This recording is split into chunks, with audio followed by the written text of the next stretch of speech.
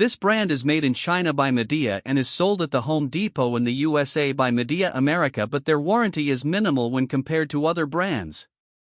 The RAC-PD CRU models are for cooling only and use R-410A refrigerant, while the RAC-PT HVWRU models are for heating and cooling and use environmentally friendly R-32 refrigerant.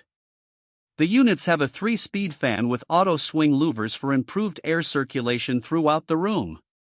They are Wi-Fi enabled and can be controlled through their app or with Alexa and Google Assistant voice commands.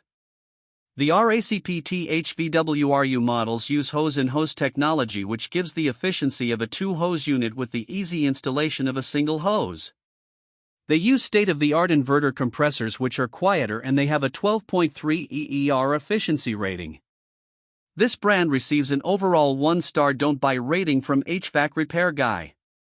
Please share your experiences with this brand in the comments section of the HvacRepairGuy YouTube channel.